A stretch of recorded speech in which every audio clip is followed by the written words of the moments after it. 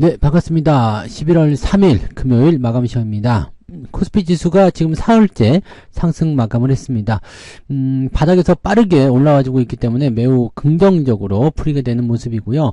외국인 같은 경우도 매수세를 점차적으로 좀 확대해주는 모습이기 때문에 긍정적인 모습들이 나타나지 않았나 생각합니다. 일단 뭐 좀 내려간 종목들도 있긴 있었습니다만은 대체적으로 뭐 낙폭이 크지 않았고요. 또 상승한 종목이 워낙 많았기 때문에 시장에 대한 기대감들이 굉장히 많이 반영된 것으로 생각됩니다. 시장 전체에 걸친 골고른 상승이 좀 있었고요. 특히 시가총액 상위 종목군들 전체적으로 다 잘 올라오면서 분위기를 좀 이끌었다 보시면 되겠습니다. 또 한 가지는 영풍재지가 드디어 하한가를 탈출을 했습니다.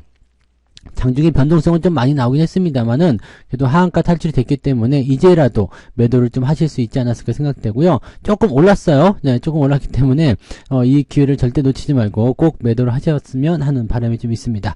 자, 이 이야기들 차트 통해서 먼저 살펴보도록 하고 진행하도록 하겠습니다. 코스피 지수 살펴보시면은요, 2368포인트가 나왔습니다.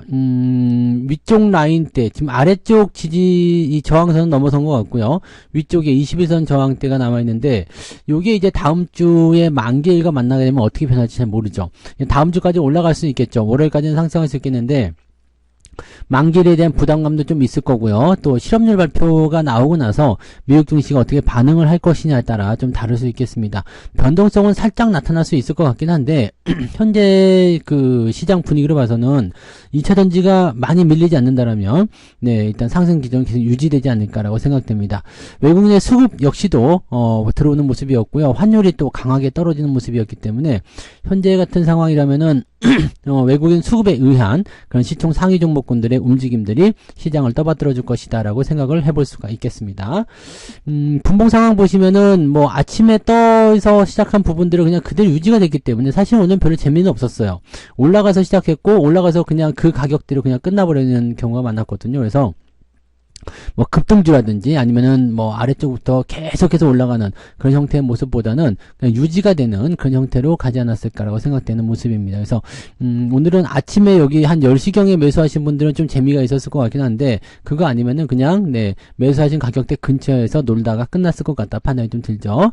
자, 코스닥 같은 경우도 마찬가지입니다. 조금 더 올라가는 모습 보여주긴 했습니다만은 장중에 변동성이 조금 있었고요. 그래서 특별하게 뭐 볼만한 그런 포인트는 벌써 없었다 생각됩니다. 특히 2차 전지 같은 경우는 음봉을 좀 많이 만들어냈기 때문에 이런 상태로 봤을 경우에는 네, 대체적으로 개인 투자자들이 재미 볼 수 있는 장은 아니었다 판단되고요. 단기적 접근도 그다지 네, 훌륭하지 않았습니다. 보통은 오늘 많이 올랐다가 떨어진 종목들 좀 있고요.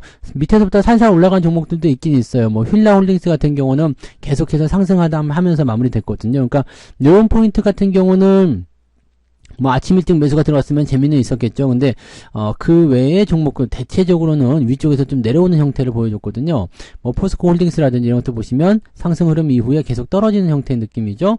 그 다음에 코스닥 쪽의 상황을 보시더라도요. 에코프로라든지 에코프로 BM 전체적으로 상승 이후에 떨어지는 형태 보여줬기 때문에 음봉이 좀 크게 나타났죠. 그러니까 별로 재미는 없었던 그런 날이었다고 판단하셔야 될 것 같긴 합니다. 네, 자 수급 한번 보도록 할게요. 네, 수급 보시면은요. 외국인들이 1,300억까지 순매수를 확장을 해줬습니다. 나쁘지 않죠.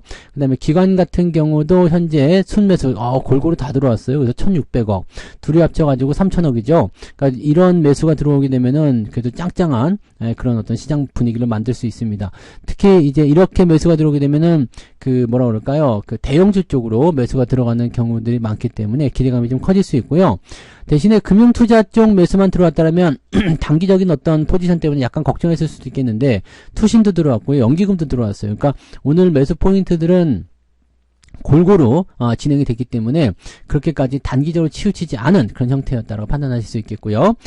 코스닥 쪽은 약간 걱정이 될 수 있겠죠. 매도가 좀 나오긴 했습니다만은 아침에 대부분 다 쏟아냈고요. 그리고 나서 조금씩 회복하는 모습이었습니다. 다만 매도가 그치진 않았다. 네, 매도가 완전히 없어지진 않았고 매도 털어내고 나서 이제 매도 멈추고 매수도 들어오지 않는 그런 형태로 진행됐기 때문에 코스닥 시장은 조금 재미없는 부분들도 있었을 거라 생각을 해볼 수 있겠습니다. 자, 그러면 시총 상위 종목들 살펴보도록 할게요. 네, 시총 상위 종목 보시면 삼성전자가 살짝 마이너스로 끝났어요. 뭐 크게 문제될 건 아닌데요. 이 부분 지금 7만원대 넘어가기가 조금 벅차 보이죠. 그래서 아래쪽 69,000원대 지지선을 한번 터치하고 갈 수도 있겠다 판단할 수 있겠습니다. 다만 이 반도체 쪽에 대한 부분이기 때문에 매수가 강하게 들어오기 시작한다면 주가를 더 밀어 올릴 수도 있겠죠. 하이닉스는 살짝 플러스입니다. 살짝 플러스 나와서 125,500원 잘 올라갔어요. 이 정도면 됐고요. 12만원대 터치할 수 있는 요 라인대 지지 라인을 다시 한번 만들어 준다라면 매수 포인트가 나올 것 같긴 한데 일단 그건 좀 지켜봐야 될 것 같아요. 자, 배터리 쪽에서는 LG 에너지 솔루션 다 올라가는 모습이었습니다만 음봉이죠. 포스코 홀딩스 역시 마찬가지 음봉이고요. LG화학도 이거는 양봉이네요. 그 다음에 SDI 음봉이고요. 그러니까 대체적으로 이제 배터리 관련한 종목군들은 약간씩 주가 떨어진 모습이었다 보셔야 될 것 같아요. 포스코 퓨처엠도 올라오긴 했습니다만 음봉이고요. 위쪽에 나타나는 어떤 그 저항대도 분명히 부담감이 있겠습니다만 지금 배터리 관련한 종목군들, 2차전지 관련한 종목군들이 올라갈 때 차익 실현하는 물량들도 상당히 많이 나오고 있다는 것을 우리가 참고해 볼 필요는 있을 것 같습니다. 현대차는 플러스가 나왔지만 음봉이고요. 기아차도 음봉으로 마무리가 됐습니다. 그래서 조금은 부담스럽다 이렇게 보실 수는 있겠죠. 반면에 금융주 섹터들 오늘 좀 올라오는 모습이 좀 있었고요. 보험주들은 그렇게 썩 좋진 않았어요. 보험주는 썩 좋지 않았지만 삼성화재는 왜 이렇게 많이 빠졌었나요? 장중에 7% 넘게 빠졌었네요. 어제 안 빠진 거 오늘 뺀 것 같은 느낌인데 보험주들은 말씀드렸지만 국채금리 떨어지게 되면은 지속적으로 이제 약세를 보일 수밖에 없다는 걸 참고하셔야 됩니다. 그리고 금융섹터, 은행주들 움직임들은 굉장히 좋았고요. 카카오가 아침에 좀 많이 올라오더니 결국엔 7%까지 상승하면서 마무리됐습니다. 이대로 올라갈 수 있을까요? 아니죠. 그건 좀 어렵다 보이고요. 단기 상승이 진행될 수 있습니다. 워낙 많이 떨어졌기 때문에 거기에 대한 기술적 반등은 무조건 나올 수 있거든요. 그래서 그 기술적 반등 이후에 지지선 또는 저항선 돌파가 되는지 그 여부 확인을 하셔야 됩니다.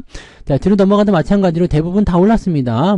떨어진 종목들도 있긴 있습니다만은 대부분이 다 올랐기 때문에 포트폴리오를 구축하신 분들 입장에서는 오늘 계좌가 제법 쑥 하고 올라왔을 것이다. 이렇게 판단하실 수 있겠죠.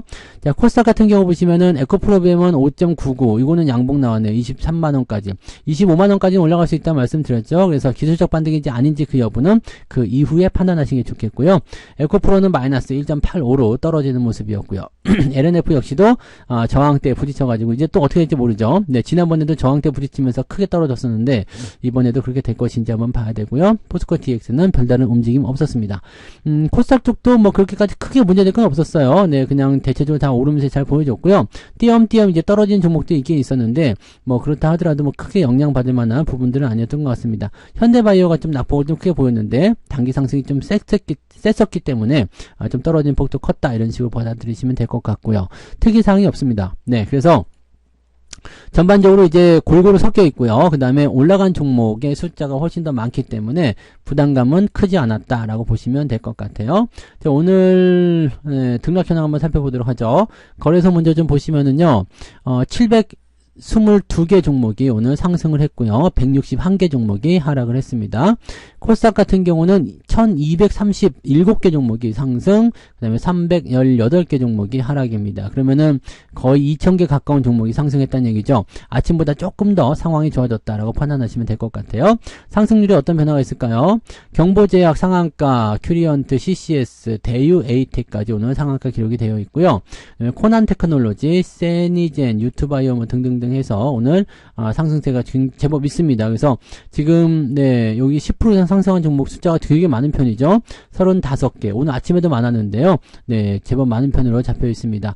근데 아침보다 조금 줄어든 것 같기도 하죠. 지금 그래서 하나금융 스펙까지 해가지고 9%대 45개 종목이고요. 한국엔 컴퍼니도 오늘 많이 올랐네요. 분위기 좋게 잘 마무리되는 것 같아서 다행입니다. 그다음에 NHN, KCP 같은 경우는 오늘 9%대 상승 9,000원대를 회복해주는 모습이 됐습니다. 전체적으로 좀 잘 올라가는 모습이었고요. 상승폭은 조금 둔화된 것 같아요. 그죠? 심팩이 3.58% 상승하면서 300일권을 지켰는데 아침에는 3.9 거의 4% 가까이 나왔었던 것 같은데 조금 둔화된 것 같은 그런 느낌이 좀 있습니다.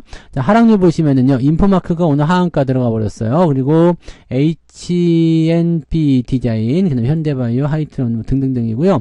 10% 이상 하락한 종목 10개나 되네요. 제법 많은 편입니다. 9%까지 확장하면 12개 종목이 오늘 하락세를 크게 보였다라고 보시면 되겠습니다.